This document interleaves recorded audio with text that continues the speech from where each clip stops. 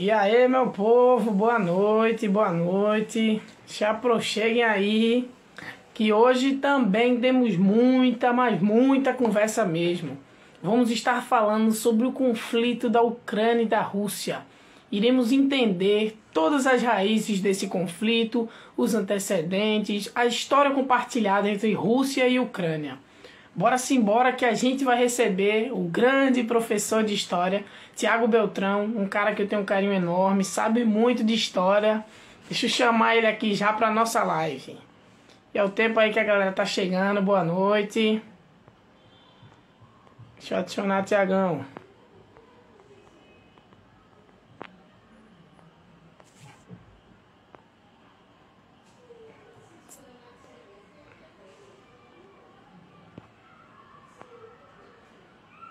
Convidar.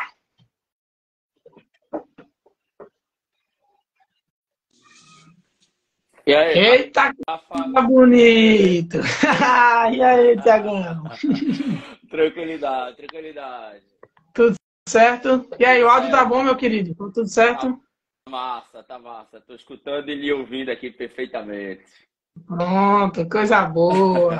Espera a galerinha chegar aí, Tiagão, pra gente começar o Daqui a papo. pouco a galera já tá chegando. Dia de chuva, tá todo mundo hoje em casa, na maior Pois é, tranquilidade. encolhidinho. Então, eu mesmo hoje aqui, a minha rua é uma canelada de água. Não dá para se movimentar muito, não. Mas tamo aí, tamo junto. Só se for de bote, né não? Aqui tem que ter um veículo anfíbio. Tem que ter um Entendi. veículo, tem que ter um veículo anfíbio para poder sair de casa, mas a gente faz o possível. Ah, Mas é deixa eu isso, já dar amigo. É isso. boa noite aí pra galerinha que tá chegando. Tô Gente, vendo aqui deixa eu ver que minha, horas são. minha amiga, Umas seis. minha amiga e diretora Gladys, do Veracruz, Olha aí. Jaque, tem aluno, tem Julinha, tem Rafael, Angelinha, olha aí. Uma galerinha boa chegando aí, ó. Coisa boa. 6h05, Tiagão, a gente começa. Espera aí o pessoal entrar. É, Pronto. Aí, tá entrando mais tranquilo. gente. Sexta-feira, início de férias, né? É, pra mim ainda não. Próxima semana ainda vou ter aula, mas pra maioria sim. E aí, A gente vai ter Rafa, aula ainda na beleza? próxima semana. Vai ter aula ainda? É? Não, é É, isso. você já tá de boa, tá de Férias, férias já? Ficou hoje de férias? graças a Deus. Período de descanso. Morro de saudade dos alunos, morro de saudade de vocês, mas é hora do descanso, né, poxa? É, Eu merece, é merecido, né não?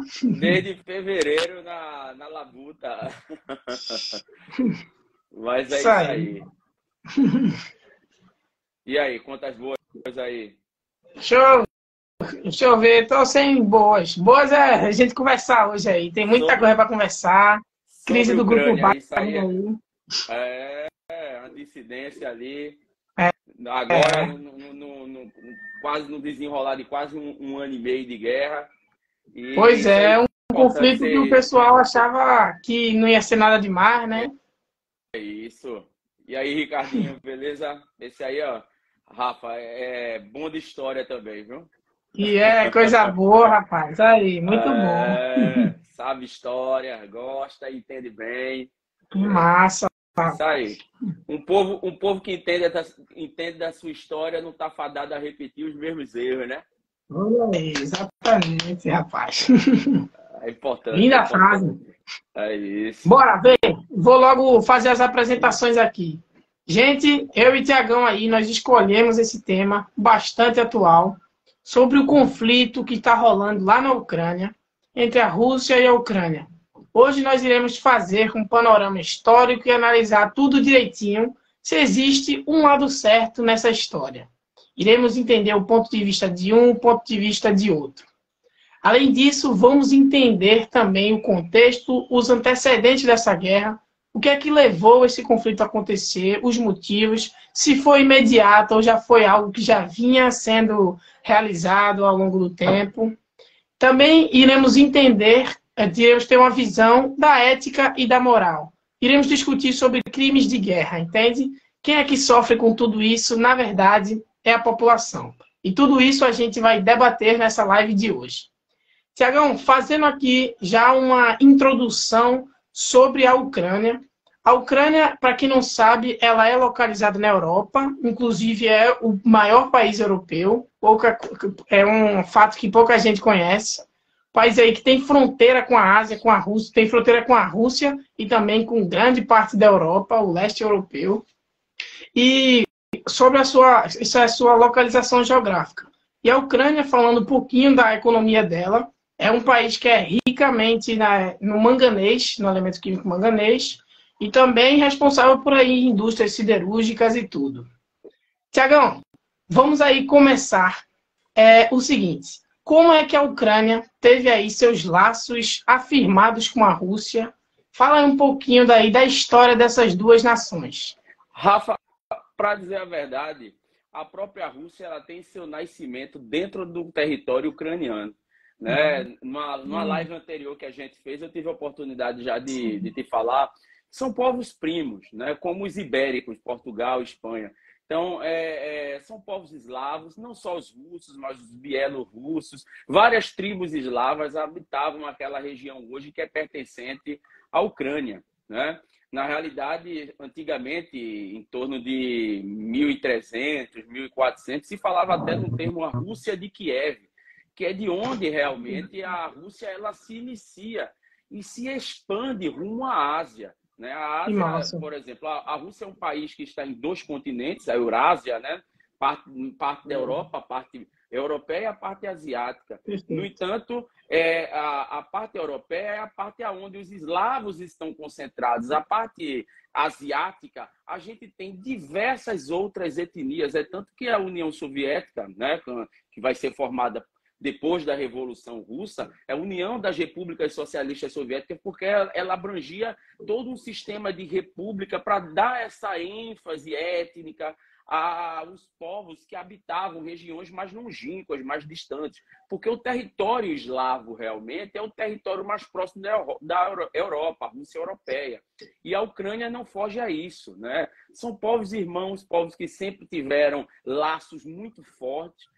Quem sabe ucraniano entende muito bem o russo e vice-versa. Né? São povos mais do que primos, são povos irmãos. Né? Toda a evolução política, econômica, social russa esteve muito ligada à Ucrânia, né? Em todos os aspectos, sobretudo nos últimos 100 anos, devido à Revolução Russa e à ascensão da União Soviética, esses laços políticos eles eram muito fortes. Né?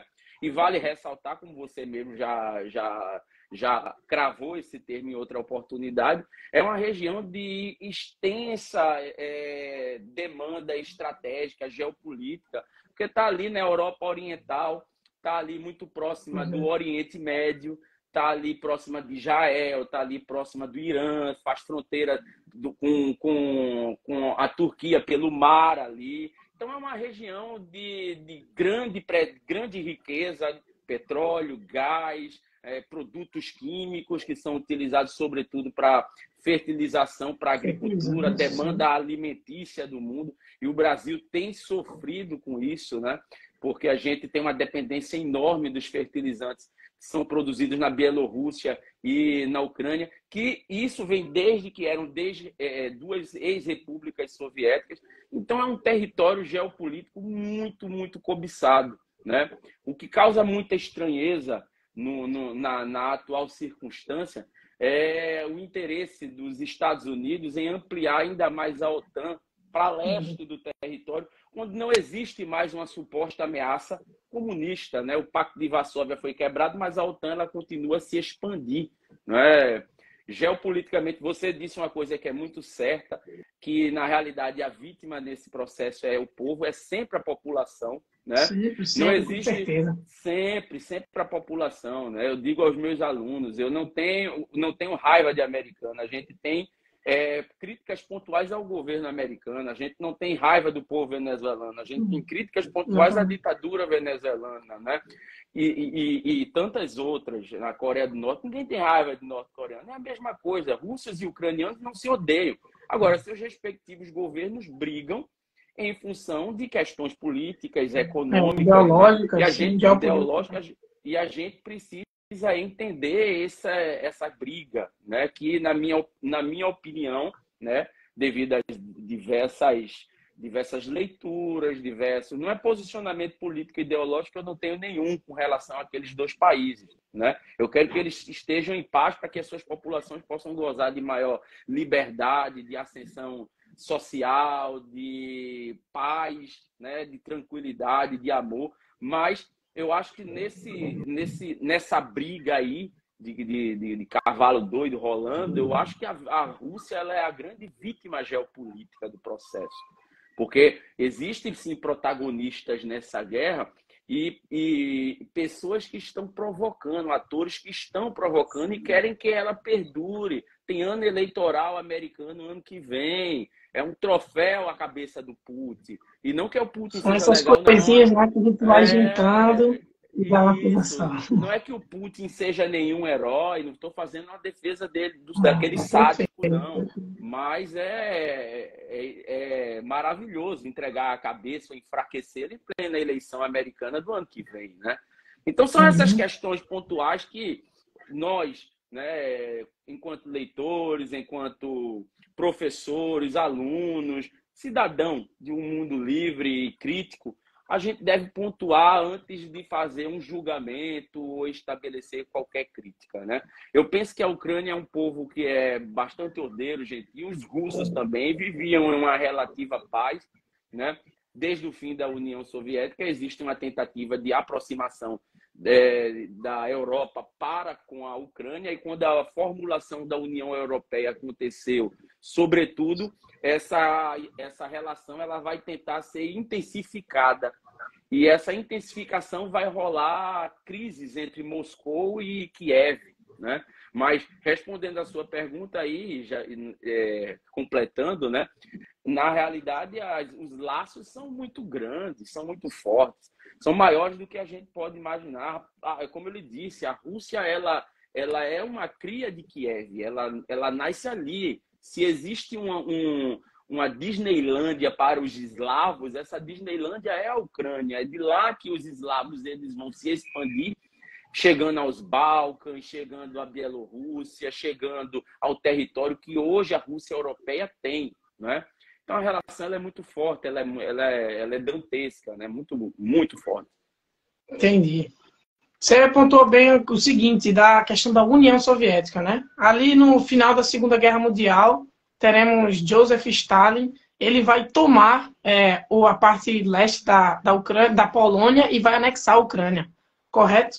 E o Stalin vai propor diversas políticas para povoar essa área do leste europeu, já que ela está sendo agora conquistada.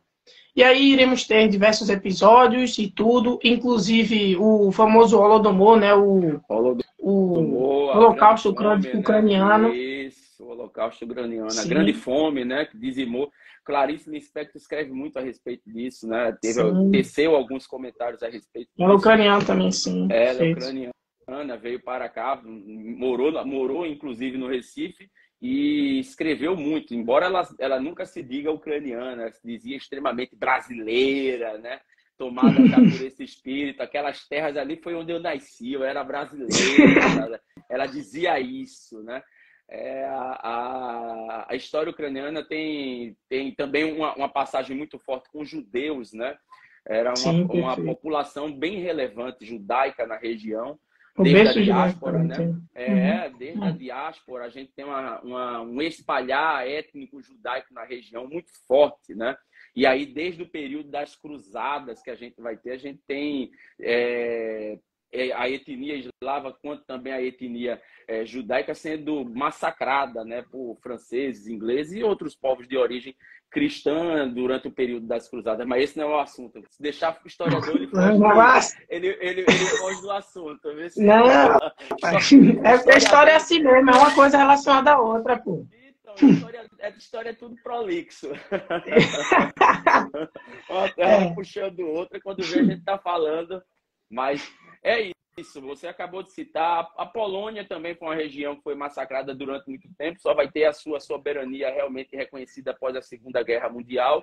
O próprio Hitler almejava muito aquela região devido aos poços de petróleo que existiam, hoje gás. A Alemanha tem uma dependência muito forte do gás que vem da Rússia e também da Ucrânia. Então, essa aproximação entre a União Europeia e a Ucrânia, ela é muito benquista. E para os Estados Unidos, isso é um verdadeiro troféu, porque mesmo com a queda da União Soviética em torno de 1991, ela caiu muito antes, mas a bandeira realmente ela vai ser baixa, né, em 1991. Inclusive no YouTube tem uma cena do Bonner, bem novinho, fazendo essa narração, né, do fim da União Soviética. Mas essa aproximação, essa demanda mais afetiva, entre aspas, e efetiva, ela vem sido tentada, né?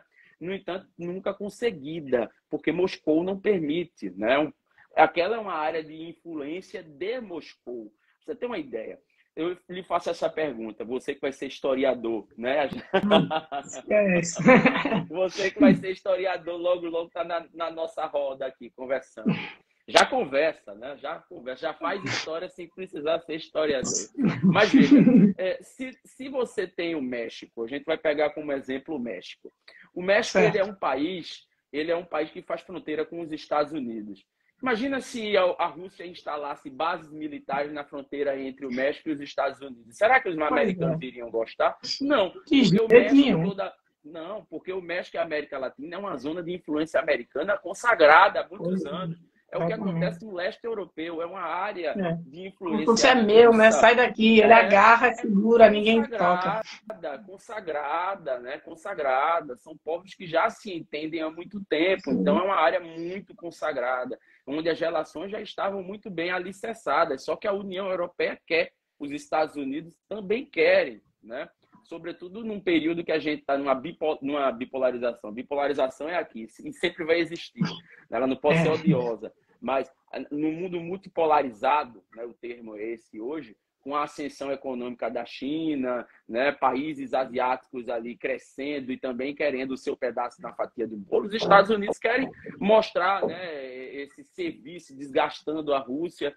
Eu costumo pensar que essa guerra não existiria, né? Não são apenas palavras minhas, são palavras de outras pessoas, mais estudadas até, de líderes mundiais também. Essa guerra ela só está existindo em função de um reforço dos Estados Unidos e da União Europeia. Essa é a grande verdade. Com certeza. Né? Essa guerra está mascarada, né? Está maquiada ali, que no fundo, se você for tirar o reboco, é exatamente isso que você vai encontrar. A União Europeia e Estados Unidos. E talvez até entre a China, né? Também do lado da Rússia. Também, né? Ela está perdurando. Aconteceu uma coisa até interessante. Você falou de China, depois eu retomo o que eu estava falando. Aconteceu uma coisa agora. O primeiro-ministro indiano foi recebido por Joe Biden com cerimônias, como se fosse o maior chefe de Estado naquela região, né? E a gente sabe que ele é um autocrata. Ele ganha por eleições, mas quando ele assume o poder na Índia, ele vai passar a ter umas relações muito antidemocráticas. Na realidade, o Modi, né, ele é um autocrata. Mas os Estados Unidos se aproximam. Logo, os Estados Unidos, o defensor da melhor e da maior democracia. Que vendem a liberdade, né? Vendedores da liberdade, da paz, vão se aproximar da Índia porque existe uma contenda muito forte entre a China e a Índia num território ali muito próximo da Caxemira, que a China tomou dos indianos e até agora, agora há pouco, renomeou o nome dos estados todinho que existiam naquela região, né? Por que essa aproximação? Pressão para fazer com que a China desvie o olhar de Taiwan, porque é uma realidade, Taiwan, uma hora ou outra vai ser tomada pelos chineses. Então, eles querem essa bomba já vai estourar. Vai, nos próximos 2, 3 anos, facinho. Né? Então, eles estão desviando a atenção uma cortina de fumaça dos políticos e da população de uma maneira geral, internacional, dos repórteres, para poder gerar pressão na China para que Taiwan seja esquecida e a China seja obrigada a pressionar o Putin lá em cima. Mas determinadas coisas são inegociáveis. Eu digo para você, a Ucrânia é um território que para os russos é inegociável. Essa guerra vai durar o quanto a União Europeia e os Estados Unidos quiserem, né? porque é uma região geoestratégica muito importante para a Rússia, né? A Rússia, eles já pegaram a Finlândia, ali bem pertinho de São Petersburgo, lá em cima, né? Então, a OTAN já está ali há muito tempo fazendo fronteira com a Rússia. Mas a Ucrânia está ali mais próxima de Moscou, está ali perto de Volgogrado, que era antiga Stalingrado, do rio Volga, que é um rio que abastece a região de Moscou, que é um rio aonde também a gente vai ter grande circulação de mercadorias provenientes do continente asiático, é um rio extremamente navegável em alguns pontos. Então, o que eles querem, e de certa forma estão conseguindo, de uma certa forma ou outra, né, é um sufocamento dos russos. Não é? Em todos os níveis, né? Em todos os aspectos e tudo. Todos os aspectos. Estão tentando de todas as formas. Mas eu creio que não conseguirão. Não é uma defesa para o Putin, repito, para quem está chegando agora, não é uma defesa para a Rússia, tá? É uma defesa da região, uma defesa política. Então, a gente tem que estar interessado na paz, então a gente tem que realmente discutir a paz, chamar o Macron, que para mim parece um líder europeu extremamente razoável, né? A Grã-Bretanha tá muito esquecida, a gente não vê muita intromissão na política internacional. A Alemanha se a gente fosse distribuir pontos diplomáticos, vamos dizer assim, né, nas relações, Grã-Bretanha está muito baixa e França, ultimamente, está à frente dessas negociações. Isso, o Macron ele ganhou muita relevância na atual circunstância, né? O Olaf Scholz na Alemanha, ele é pró-Estados Unidos e está trabalhando com uma política crescente do belicismo, dando armas, né? Inclusive o Putin até falou, disse, rapaz, fazia tempo que a gente não via os alemães se intrometendo tanto na Rússia. A última vez que vocês vieram aqui foi em Stalingrado, que agora se chama Volgogrado, né? Antes disso, vocês não estavam mais vindo aqui, vocês estavam de fora. Novamente, a Alemanha se interferindo em assuntos da Rússia, né? Então, Rafa, eu penso o seguinte, é uma questão geopolítica muito forte.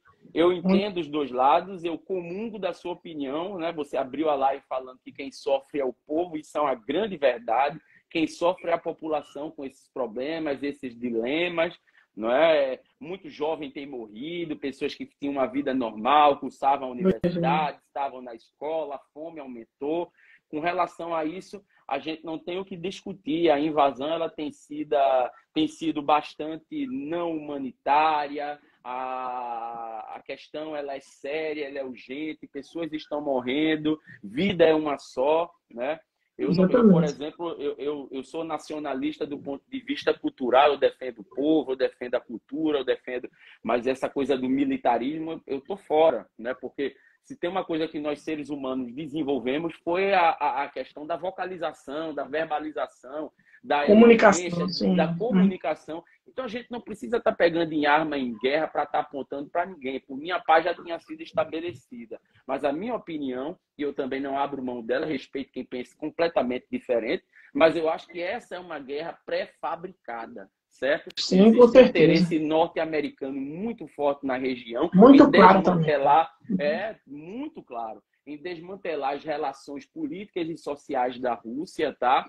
E esse desmantelo é quem está provocando todo esse alvoroço no leste europeu, tá? Então, esse é o primeiro ponto. A guerra vai durar, essa guerra vai perdurar quantos Estados Unidos eles quiserem, tá? Por exemplo, como eu estou dizendo, ano que vem tem eleição nos Estados Unidos, o Biden quer ser candidato à reeleição, a cabeça do Putin, ou o enfraquecimento da Rússia, é crucial para que haja a sua reeleição, né? Então, a briga é essa. Você já vê uma União Europeia que quer que a Ucrânia faça parte, mas que não é tão fervorosa como os Estados Unidos. E aí a gente se pergunta, por quê? Por quê? Né? Porque os Estados Unidos eles ainda estão travando uma briga ali de quem vamos jogar Street Fight aí, quem versus Zangief, poxa. Com certeza. Rússia versus Estados Unidos. Então, o urso contra o tio Sam, né? O Sam acabou, não existe. Não existe motivo para a OTAN existir, ou pelo menos da forma como ela existe. Poderia ser uma organização de cooperação econômica, social, política, mas não armamentista. Por que o Ocidente tem tanto medo dos russos? É essa a primeira pergunta, porque o que eu queria deixar em consideração é que nos últimos anos os Estados Unidos invadiram muito mais países do que os russos. Vamos colocar isso no... Desde que eu me entendo por gente, eu tinha a sua idade, eu vi a invasão do Afeganistão, eu vi a invasão do Iraque, antes mesmo já teve a Guerra do Golfo, em 1991, eu era uma criança. A Rússia invadiu algumas regiões estratégicas no Oriente Médio, teve problemas? Sim. Mas os Estados Unidos invadiram regiões infinitamente mais vastas, maiores, todos os conflitos. Fez bagunça mesmo ali no Oriente. Eles estão metidos. Cara, o Irã era Pérsia, foi completamente desmantelada, houve a Revolução Iraniana, tudo tem o dedo dos Estados Unidos, tá? E aí, mais uma vez, eu quero deixar claro, eu não tenho nada contra o povo americano. Não é uma coisa contra o povo, não é uma coisa contra a população. É críticas pontuais ao Estado americano. Né? Como ele demanda algumas situações, né, e tudo, como ele se organiza, sistematiza, interfere também, como você bem falou, tudo, exatamente tudo tem o dedo dos Estados Unidos. Tudo, velho, tudo. É impressionante, é incrível o poder. E assim, controle midiático também, porque a gente pega, às vezes, muitas pessoas falando mal. Geralmente eu não me intrometo nesse tipo de discussão. Eu gosto de conversar assim, entre iguais, né? Entre pessoas que manjam da situação, que tenham uma opinião bem construída. Não é necessariamente que defendam os russos, defendam os Estados Unidos, mas que tenham uma opinião bem construída para o discurso não acabar no ufanismo ou então numa coisa mais fanática. E não é essa a situação. Vamos discutir a geopolítica? Agora vamos colocar os pingos nos is, porque essa guerra está existindo, porque o povo está sofrendo, porque a Ucrânia está resistindo tanto a armas ocidentais. Qual é o critério? Acabar com o Putin. O Putin é bom? Não, o Putin não é bom, mas é uma área antiga, estratégica para os russos. Deixa lá, pô, a Ucrânia funcionava antes do Ocidente interferir. País lindo, já teve Eurocopa, né? Plenamente organizado. O que aconteceu para que houvesse esse desmantelamento? A interferência, a interseção do Ocidente. Deixa as economias florescerem, entendeu? Já se davam bem, já tinham uma certa postura. Agora, infelizmente, essas interferências... Eu vou citar um exemplo histórico. Por exemplo, a crise dos mísseis de Cuba. Exatamente, ia falar dele mesmo. Exatamente. Isso é meio que é o mesmo episódio replicado, sendo que mudou os personagens, né? Estou falando só isso. Exatamente. E aí, olha, o que ninguém sabe, e nenhum livro de história didática também mostra, na maioria das vezes, sistema, nem apostila, nem coisa nenhuma. Eles colocam a crise dos mísseis de Cuba, mas não fecham o porquê das crises dos mísseis elas terem existido. Porque lá na Turquia, os Estados Unidos instalaram mísseis antes mesmo dos russos instalarem em Cuba. Então, essa é a questão. Aí todo mundo diz, não, os russos são maus, queriam explodir os Estados Unidos inteiro. Mas quando, na verdade, isso é física pura. É ação e reação. Você instalou mísseis na Turquia. No meu quintal. Explodir a União Soviética e não queriam uma reação de Moscou, eles mandam mísseis para Cuba. Então, a lei de ação e reação. A Newton explicaria isso muito bem. Então, essa a questão. Livro nenhum, Rafa. Livro didático nenhum fala a respeito disso. Nenhum. O professor ele tem que fazer essa citação em sala de aula e explicar, olha... Isso é muito interessante. Houve sim essa contenda, mas lá na Turquia os americanos, antes dos mísseis russos, já tinham instalado os seus. Aí o que acontece? Os mísseis eles são desarmados de um lado e de outro, né? Então são essas pequenas questões que a gente tem que ter entendimento, porque do contrário, a situação ela não vai ser bem resolvida, ela não vai ser bem quista, entendeu? E o papel da mídia também, né? Que replica opiniões a perder de vista, mas não tem nenhum compromisso com a verdade histórica. Porque, olha, uma coisa é a verdade histórica, que é o que é o fato histórico, né? E outra coisa são notícias, são factoides que estão aí girando e rodando o mundo inteiro, tá? Essas são as principais questões. Tiago, eu comento muito o seguinte, que a história que a gente estuda, como você me falou, em livros didáticos e tudo, ela é muito ocidentalizada. E a gente sempre entra em contato com culturas europeias, visões americanas, E todos os produtos culturais, todos os produtos midiáticos que nós recebemos, é tudo deles, tudo escrito por eles. E Tudo. assim, é muito fácil, né? Você só ouvir a história do vitorioso, né? Não ouvir o outro lado. Ou não, né? Nem é sempre o vitorioso, né?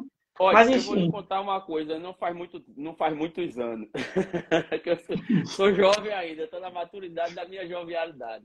Mas vou lhe dizer, os meus professores de História do Fundamental 2 da época, eles não eram ruins, mas os livros da época explanavam muito mais a história dos vitoriosos do que a história dos não vitoriosos, dos vencidos. Então, eu tinha uma visão de escravo, de chamar africano de escravo, eu tinha uma visão de olhar para os povos originários e chamá-los de indígenas, de índios. Tudo Eu de sei uma que coisa só, né?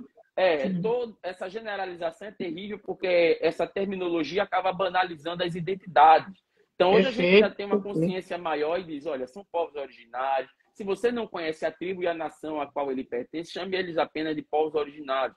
Eles não são nativos, eles não são indígenas, eles não são índios. São originários porque deram origem ao povoamento da América. Na mesma coisa da África, não generalize.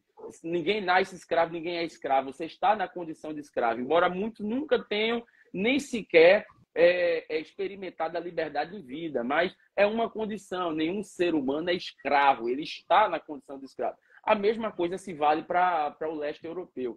Olha, eu passei 5 anos dentro de uma faculdade de História. Você sabe quantas cadeiras de Oriente eu paguei? Nenhuma. Nenhuma, Cara, absolutamente nenhuma. Eu paguei a África, que eram 3 opcionais. Eu fui pagar, não era, eu estudava à noite, eu tinha que me deslocar à tarde, já estagiava, em algumas ocasiões trabalhava já também, e aí tinha que pedir liberação de trabalho para poder pagar essa cadeira durante a tarde. 3 cadeiras importantíssimas de África, só uma era à noite, as outras 2 durante o período da manhã, para poder entender todo aquele projeto. Depois a gente paga cadeira de História do Recife, de indígena. Agora, sobre o Oriente, a gente não pagou absolutamente nada. É uma faculdade que só valoriza ainda a história ocidental. A gente não isso é tem muito essa ruim. cultura Isso é muito ruim. total. A gente não Isso tem nenhuma fortalece alguns referência sobre o... aspectos, né, daqui. De alguns aspectos europeus gente, aqui, né, no Brasil e tudo. total, veja, eu entendi que a democracia americana ela não era um espelho para o mundo da universidade, porque, veja, a gente quer levar a democracia e a liberdade para todos os povos sem precisar bater na porta, abrindo a porta para a polícia, esculhambando, e toma a liberdade, toma a democracia. O próprio Biden, quando abandonou o Afeganistão, disse, nós nunca tentamos levar a democracia para o Afeganistão, era somente acabar com o Talibã. Não fizeram uma coisa nem outra. Deixaram tudo desorganizado, está aquele motim lá. Então, veja, a mesma responsabilidade que eu dou aos Estados Unidos por terem destruído o Iraque e terem destruído também a sociedade afegã atual, eu vou colocar essa responsabilidade na mão dos americanos também. Destruíram a Ucrânia. Destruíram a Ucrânia. Né? Era desnecessário. O povo Desnecessário. também, né? Uhum, sim, totalmente. Desnecessário. Né? Colocaram um palhaço no poder, um Danilo Gentili no poder, para presidente. Olha o perigo aí de botar um comediante na presidência. Tá vendo? Danilo Gentili no poder, um palhaço completamente manobrável. Tá? E Manobrava mesmo. É uma marionete, né? Tem até uma charge muito interessante, assim, é uma mão americana controlando ele. Isso. Colocaram a marionete no poder. Tá? E aí a gente já sabe quais são os meandros que essa história vai tomar nos próximos dias, né? É uma situação extremamente difícil. Agora, não é impossível de ser resolvida. Tem que se criar um grupo de diálogo, de paz, para que a coisa ela seja restabelecida, né? E a Rússia também seja ouvida e respeitada, porque eles são a nação que são, um povo com uma história também milenar, certo? E não pode ser desrespeitado, não, cara. Isso tem que ser levado em consideração. É a mesma coisa. Você vai se meter em áreas de influência norte-americana no mundo? Não dá. Mesma coisa da China, né? Você vai olhar e diz, Taiwan, liberdade. Qual é o país que aceita Taiwan hoje no mundo? Ninguém. Paraguai. Ninguém, diplomaticamente, né? Ninguém diplomaticamente. Não estou tirando onda, não. Eu sei que os povos têm direito à autodeterminação. Se assim for, mas olha, é a mesma coisa. assim como eu vejo que as Malvinas pertencem à Argentina, eu acho que Taiwan também é território continental da China, cara. Faz parte, mesmo povo, mesma cultura. E existe somente uma pessoa interessada em manter aquela ilha independente, que são os Estados Unidos, porque é um corredor, é por lá que onde toda a produção industrial marítima É chinesa mais um no mercado Ocidente, consumidor também para os Estados Unidos, né? Mais uma mão de obra, enfim. É tudo em busca, tudo em busca do é capital. mais do que isso, né? Eu assisti outro dia um professor, Roque, acho que você conhece, ele é de Sim, geopolítica, professor já foi Roque, deputado. conheço. Pronto, e ele estava explicando que se a China perder Taiwan, praticamente é um círculo ali que vai ser criado de ilhas que praticamente a China, para poder romper e exportar e comercializar, vai ter que pedir, por favor, os Estados Unidos, porque do sul do Licença, Japão, posso passar aqui? pode passar, do sul do Japão até Taiwan é um país só, é uma ilha só dominada pelos americanos. É tudo que os chineses não querem. E o controle soviético é tudo que o controle ucraniano pelos Estados Unidos é tudo que os russos também não querem, né? Então, vamos colocar os pingos nos is. Essa guerra está durando o tempo que está durando em função da questão. A gente tem que impor um fim realmente nessa questão, Sim. né? Ouvir os protagonistas e eu creio que as coisas vão melhorar, né? Eu creio que as coisas vão melhorar com o passar dos anos, as coisas vão melhorar, né? E depois da eleição americana, eu creio que esse conflito ele se esfrie, né? É uma concepção minha, posso estar errado, mas é uma leitura que eu faço, né? Talvez a guerra e todas as premissas elas sejam esgotadas. Eu acho que o caminho realmente é o do diálogo, da paz. Afinal de contas, todo mundo quer viver. O mundo tem sofrido muito em função dessa guerra. Pois é. Né? Ambas as partes, porque, É. veja, a Rússia é importante para a economia mundial também. A Rússia é importante para a Europa. A prova maior é essa. A Rússia é Pois é, a importante. Alemanha se lascou na questão do gás, né? Pois é, a gente vê aqui o Brasil, a gente sofreu também questão dos fertilizantes, o NPK, né? Nitrogênio, fósforo e potássio, E que são importantes para a plantação. vale, vale E ressaltar, outra Rafa, coisa, pode falar, diga. vale ressaltar que o Brasil teve um desmantelamento da sua indústria química muito forte no último governo, tá?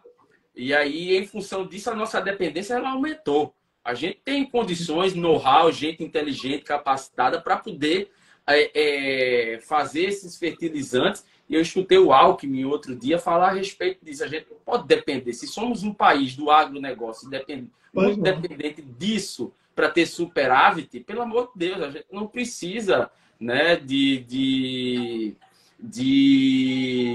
importar fertilizante, produto químico. A gente tem esse material forte aqui também. Pois é. Então, vamos aprender, vamos Inclusive, fazer Tiagão, a gente possuía indústria aqui no Brasil, sim. Inclusive, próximo, eu não me remeto se é em Cabo de Santo Agostinho ou não, aqui em Pernambuco, que inclusive ela foi vendida. Era do Estado e o Estado vendeu, privatizou e sucateou. Aí vem à tona essa história. Oxe, agora estourou a guerra e nossa dependência ali. Se a gente tivesse essa empresa ainda em funcionamento, tudo direitinho, nós não passaríamos o sufoco aí com essa guerra. Olha, entendeu? eu vou lhe dar um exemplo maior também. Na Argentina, as empresas argentinas, nós temos aqui como é, meu Deus, que produz o Butantan, né? Produz vacinas e o Instituto, acho que qual é o nome do instituto que produz vacina no Rio de Janeiro? Agora me fugiu a mente completamente. Produziu a AstraZeneca.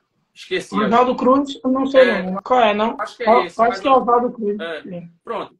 A gente tem 2 institutos que pertencem aí ao Estado. Isso fez com que a vacinação ela aumentasse de maneira efervescente. De patinho feio, a gente, né, se tornou um dos maiores vacinadores do mundo. A Argentina ela sofreu um dilema muito forte por ter privatizado agências que eram responsáveis pelo fabrico de vacina. Ninguém sabe. E também o Ocidente não tem nenhum interesse em colocar isso em prática. Mas quem salvou a Argentina de uma crise humanitária muito forte foi a Rússia, porque cedeu a Sputnik, né?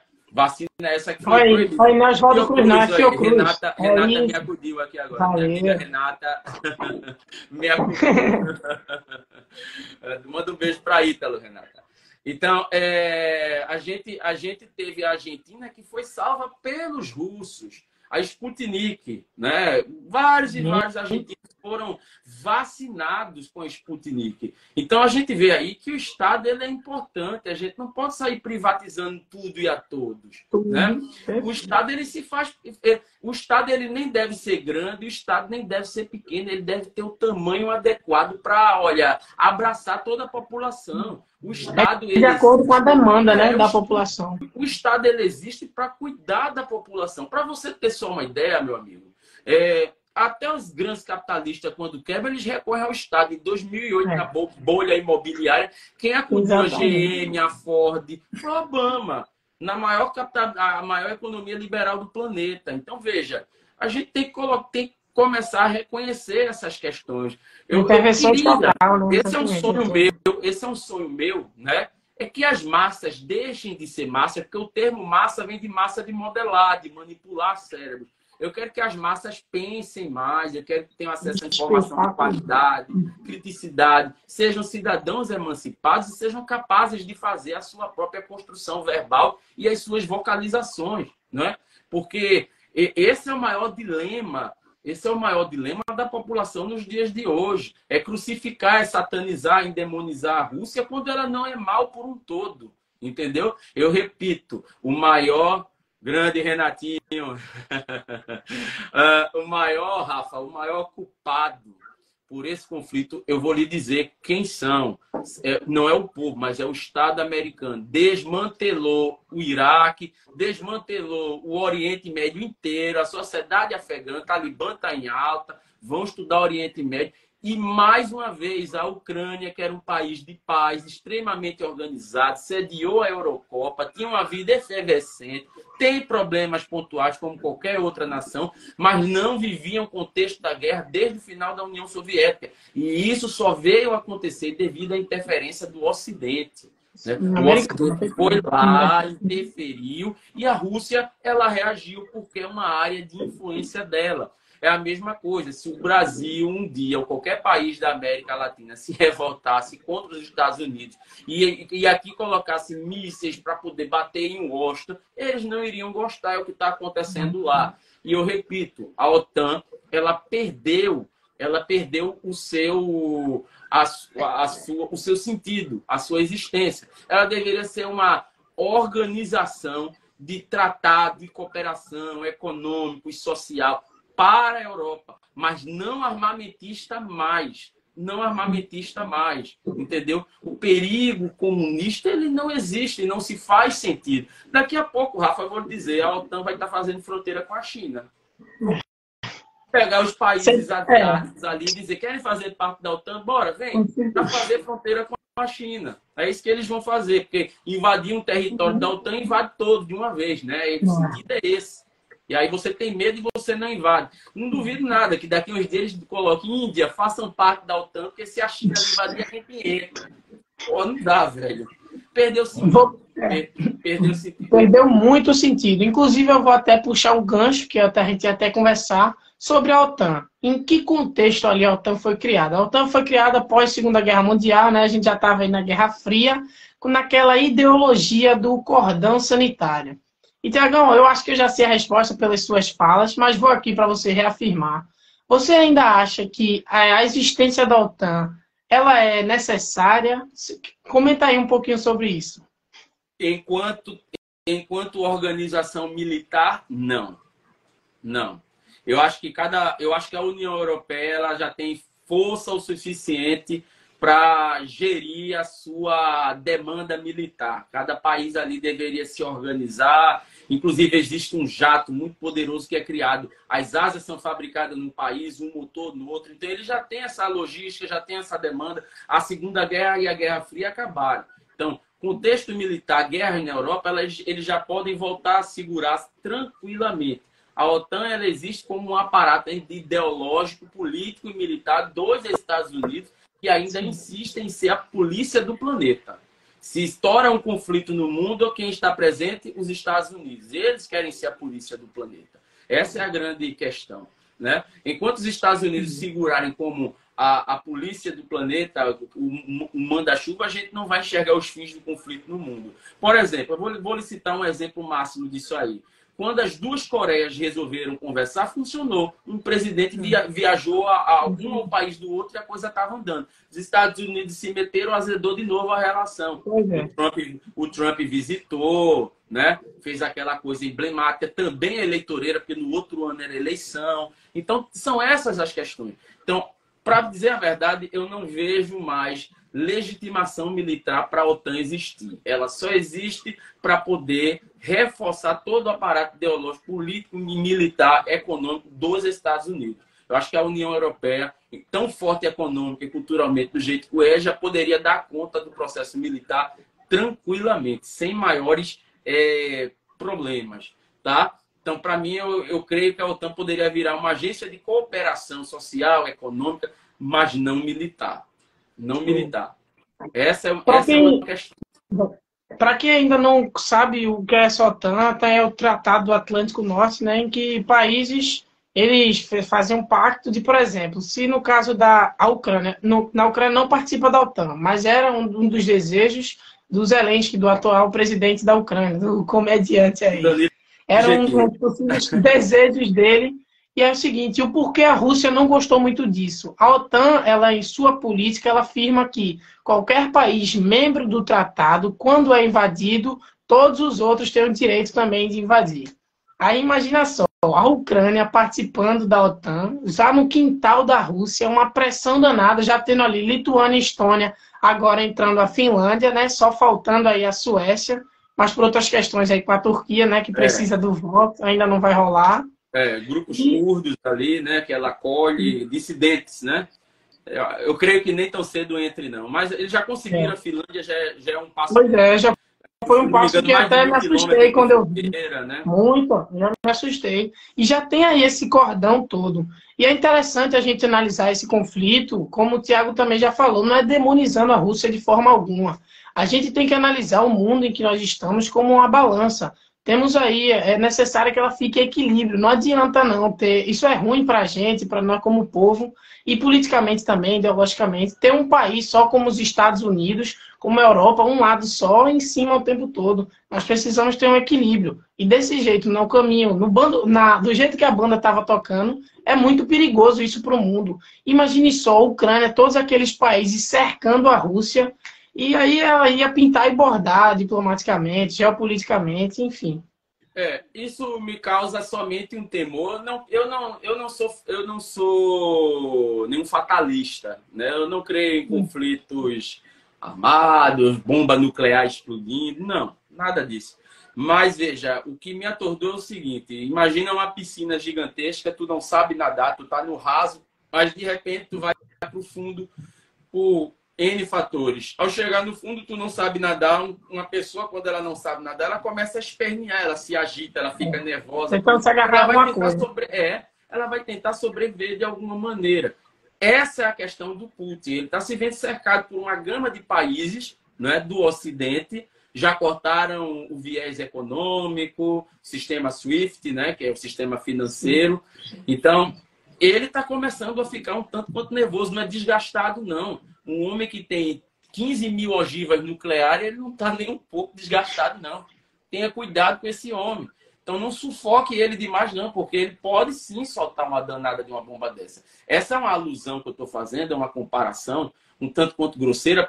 Primeiro, por não acreditar no conflito armado, bélico, de escala nuclear, mas é porque é a real situação. Na atual circunstância, ele encontra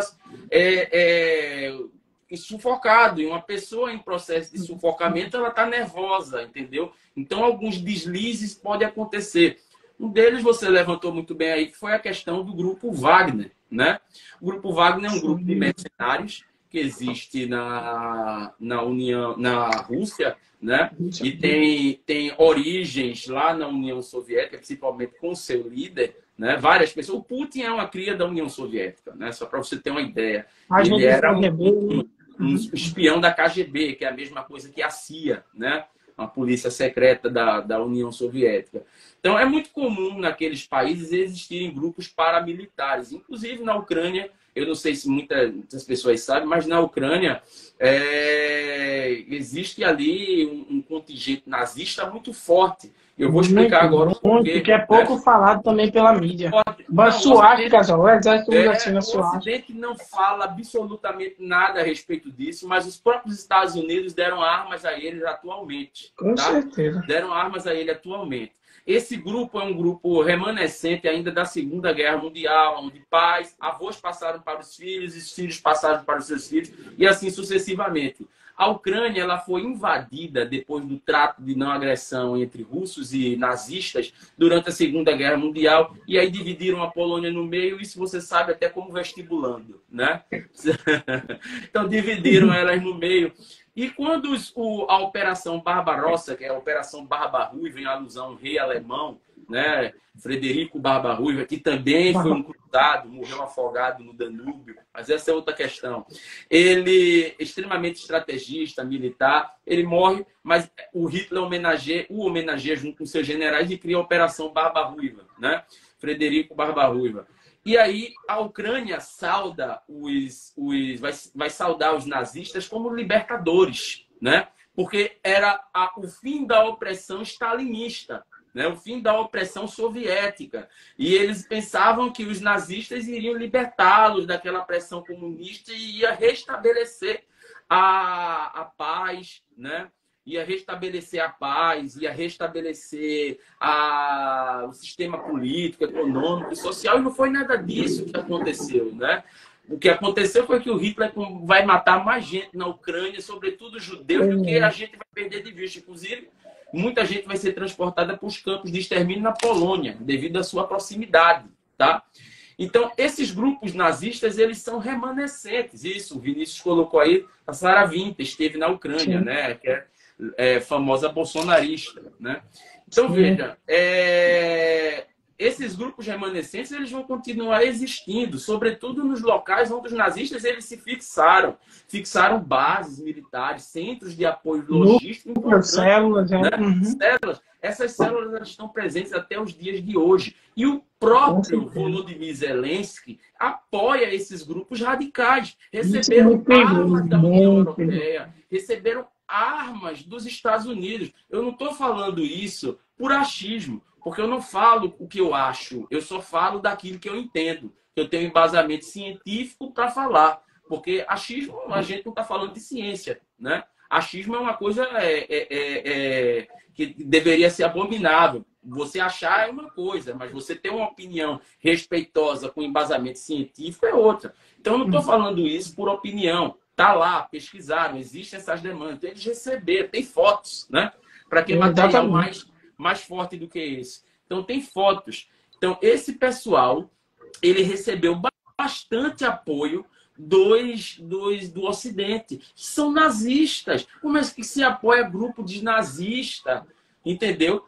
E aí você tem do outro lado, isso foi só para enaltecer, porque grupos de mercenários são muito comuns durante toda a história. Naquela área aí, nessa área todinha. Vai existir, tem mercenário até no Brasil. Tem mercenário até no Brasil. Inclusive, foi utilizado também como mão de obra nas últimas eleições. Tem mercenário em todo canto, tá? Tem mercenário nos Estados Unidos, tem mercenário na rua. O Grupo Wagner é um grupo muito forte, tá?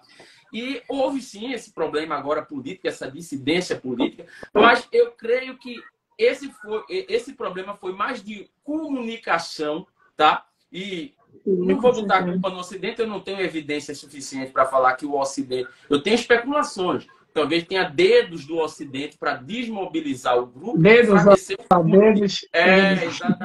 Dinheiro, apoio logístico. Inclusive, né, havia-se a ideia do capitão, o nome russo, agora eu não vou saber citá-lo. Perigosinho, o pessoal fica tirando perigosinho, mas é Perigzev, né? Sei lá como fala. Exatamente. Mas a promessa que foi dada foi de uma possível derrubada do governo Putin e ele criar um governo de transição, no qual ele fosse esse líder. Entendeu? Ele e seus mercenários tomassem conta do Kremlin. Veja como isso é sério. Veja, eu não encontro outra palavra para isso do que golpe. Golpe, perfeito. Golpe é a mesma coisa de um grupo armado estar marchando contra o Washington para colocar o presidente para fora, velho. É golpe.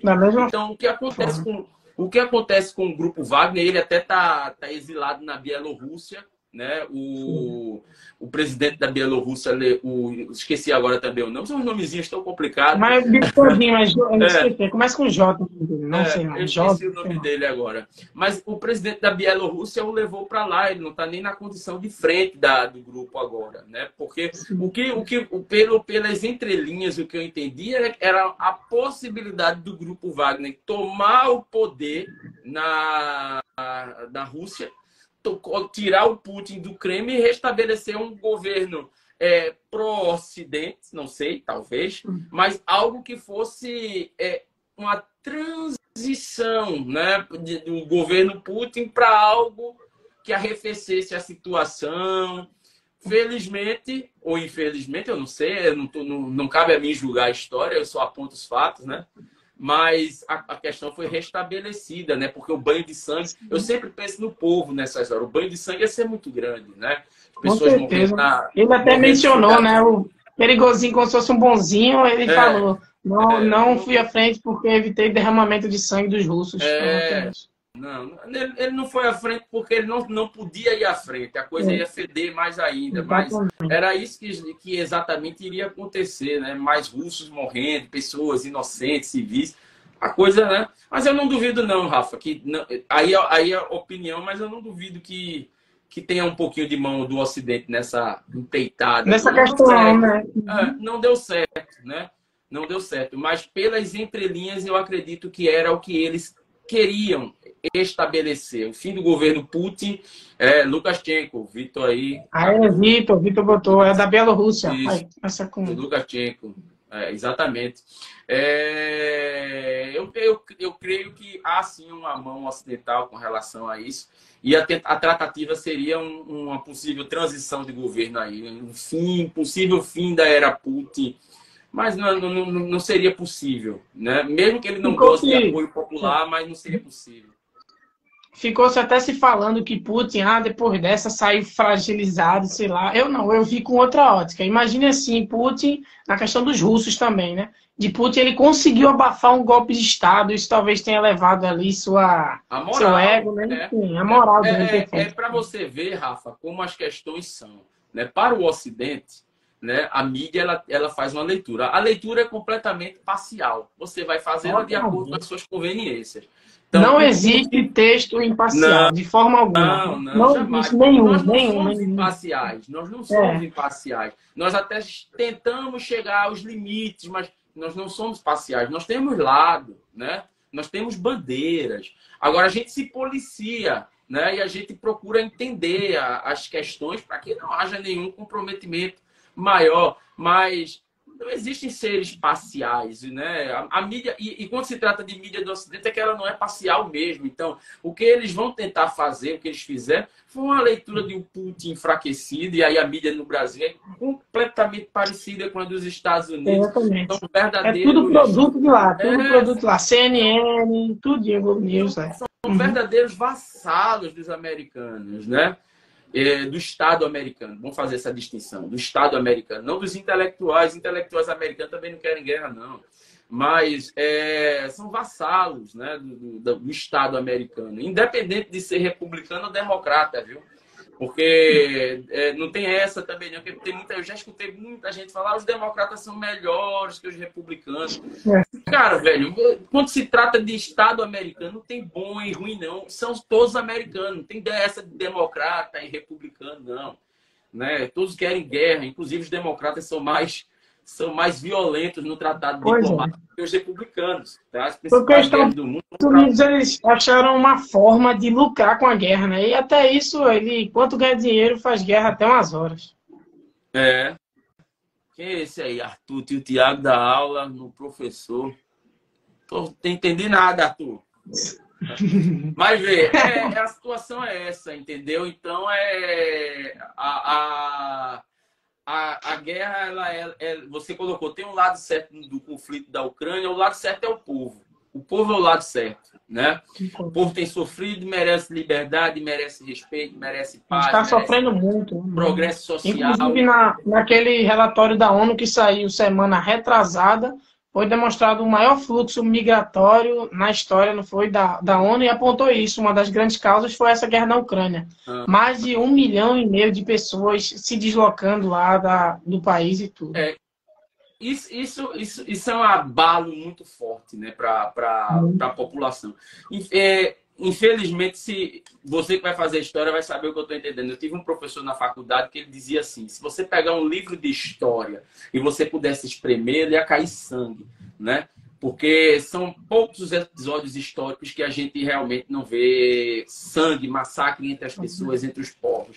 Você tem uma ideia? Até nas melhores causas, nos melhores intentos, rolou sangue na história, né?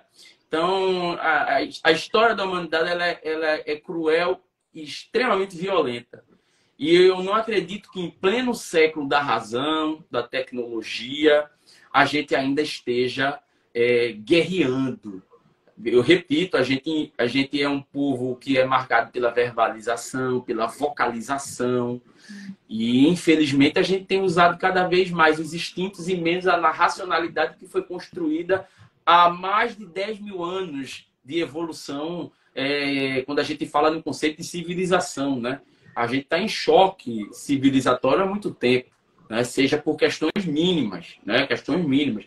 Uma palavra que deveria estar em evidência era a coexistência pacífica. Já que a gente é tão diverso, a gente deveria coexistir pacificamente, elencar essa bandeira branca da coexistência pacífica, né? Da coexistência entre os povos, entre as nações, entre as pessoas. Ninguém é obrigado a aceitar ninguém, mas é obrigado sim a respeitar as pessoas, a tolerar, sim, tudo. Mas infelizmente a gente tem vivido num tempos extremamente tenebrosos, né?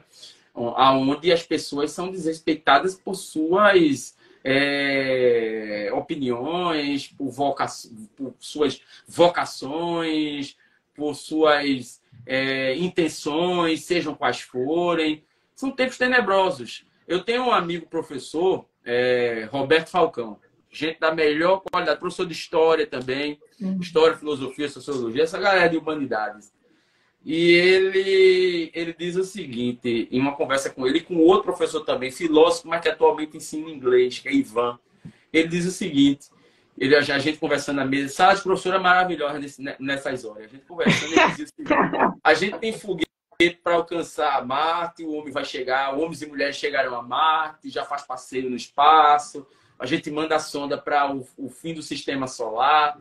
Mas uma coisa crucial a gente esqueceu: ser feliz. A felicidade não é algo, não é a regra, ela é não é objetivo, não é um objetivo, não é algo almejado. Não, ninguém está almejando ser feliz, porque vê, se constrói foguetes, se constrói automóveis, iPhones de última qualidade, né? Tudo bens materiais que são tudo que você possa imaginar, dinheiro.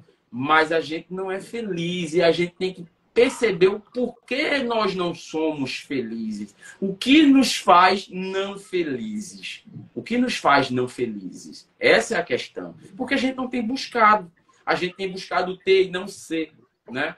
Guerras são parte dessa situação, onde não se busca a felicidade. Estados Unidos não está preocupado com democracia, a Rússia não está preocupada com democracia, liberdade, paz. Não, não é a regra. Isso é a exceção. Se acontecer, ótimo, mas não é a regra. A regra é outra, né? A regra é lutar, é conquistar.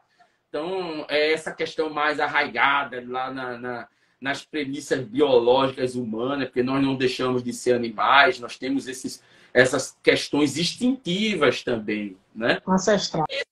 Só vem prejudicar. Então, do ponto de vista aí social, o povo é o lado certo do conflito. Do ponto de vista geopolítico, eu aponto que a Rússia ela é a vítima geopolítica de todo esse processo. Essa é a minha opinião, né? Ela é a vítima geopolítica desse processo. A Ucrânia, ela poderia até mais para frente ter tratados de cooperação com a União Europeia. Isso não era algo proibitivo. Agora, pertencer ao bloco, eu reafirmo a autodeterminação dos povos, mas não foi uma demanda ucraniana. O povo foi consultado a respeito disso? Pergunta. Não foi. Eu não Pois conheço é. nenhuma pesquisa. Não conheço nenhuma pesquisa. O povo não foi consultado. O povo tanto não foi consultado que quando houve a consulta sobre se queria pertencer à Ucrânia ou à Rússia, a maioria que faz fronteira com a Rússia fez o quê? Eu quero pertencer à Rússia e não à Ucrânia. Então, Pró-russo. se o processo é a autodeterminação dos povos, a gente tem que respeitar a decisão popular soberana e não a dos seus estados. Aí é que mora a grande questão.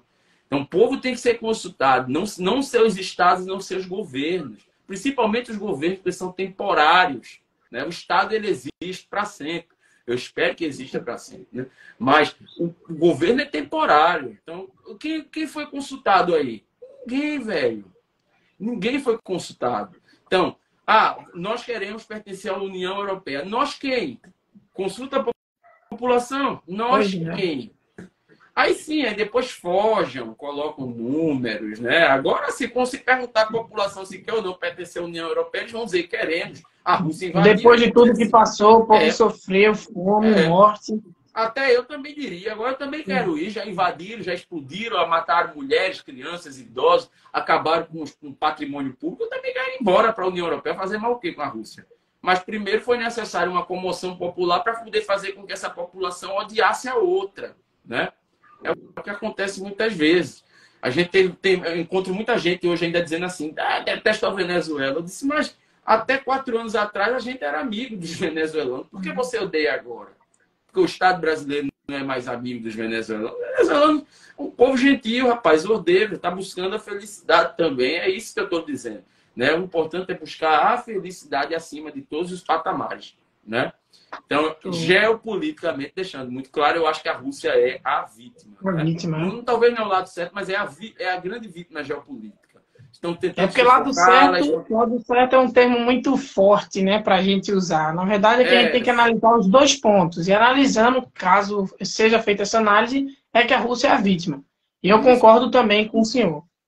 Eu acho sim ou não, você, rapaz. Sim, você, rapaz. Se eu respeito, não conta a idade, não. Sim ou não, peraí. Não, mas é essa a grande questão. Geopoliticamente falando, eu acho que a Ucrânia, a Rússia é a grande vítima. Os Estados Unidos realmente sempre paga de mocinho, mas é um grande vilão da questão. Né? Se você analisar. Sintetizando as informações aqui para o pessoal, para a conclusão da nossa live, já tem aí 1 hora e pouquinho. Foi o seguinte, eu e Tiagão aqui, diga aí, rapidão mesmo. Foi que nem ontem, a de ontem também passou rapidão. Sintetizando o que foi não? Não, mas relaxe, tá gravada, já vai ser postada também, que dá uma olhadinha rápida. Beleza. Sintetizando aqui as informações para você, concluindo todo o nosso assunto, nós analisamos as duas perspectivas que estão em xeque aí nesse conflito, a Ucrânia e a Rússia. Do lado, a Ucrânia, com a figura de Vladimir Zelensky, querendo se aproximar do Ocidente, integrar na União Europeia, participar da OTAN. Do outro, temos a Rússia, querendo mais querendo poldar a Ucrânia, não querendo se afastar, não querendo essa aproximação, devido ao interesse econômico e geopolítico dos Estados Unidos ali naquela área e tudo. E minha conclusão e minha fala aqui para fechar é que analise esse conflito com muito cuidado. Não tome logo o partido de um ou de outro. Analise, veja as notícias que você vê. Em num conflito recente, é muito difícil a gente, assim, analisar, verificar as informações, porque é tudo meio que parcial, entende? E principalmente no Brasil, em que todos os nossos produtos culturais e midiáticos são ocidentais e são americanos. Esse conflito é para a gente parar um pouquinho e refletir. Não assuma logo algum partido na primeira notícia que você vê. Show, Tiagão? Mais alguma consideração aí? Isso. Aí tá certíssimo. Tá preparado para dar aula. Se Deus quiser, rapaz. Tá preparado para dar aula. Já dou indicação. Pode contratar. Olha, de coração, tamo junto. Beleza, meu filho, beleza. Valeu, muito obrigadão aí, Tiagão. Mas rapidinho eu esqueci. Tem alguma pergunta aí, gente, que vocês queiram fazer aí sobre o conflito? Alguma dúvida que ficou? Vamos ver aí, hein? Eu até esqueci de Entrou, interagir com eu vi que entrou muita gente ao longo da live, mas agora só tem 12. ela, né? Mas É. é isso. Alguma pergunta aí? Quero agradecer aí de coração. Aí, dois professores, Rosário falando, muito obrigado. Ainda Obrigado, não, falta Rosário. ainda uns 4 anos. Mas passa rápido. Passa Tá rápido. certo. Já tá lá dando aula. Acho que é isso, Tiagão. Valeu de coração. Obrigado a você aí que ficou Prazer, e eu que participou aí do agradeço. nosso Alô, debate. Tamo junto. alô, é Valeu, Lucas. Lucas Que falando. bom. Beleza, Lucas? Lucas é um aluno meu Valeu, também. Alice, também. Tamo Melhor junto. qualidade. Muito obrigado. Abraço, Keila. Obrigado. Beijão, valeu, Até a Rafa. próxima. Falou. Valeu, Boas Tiagão. férias Obrigado aí pra mesmo. Sua nós. férias. Tamo junto. Até a próxima live, Deus hein? quiser, vai botando o tema aí que a gente faz. Bora sim, bora. Vai lá.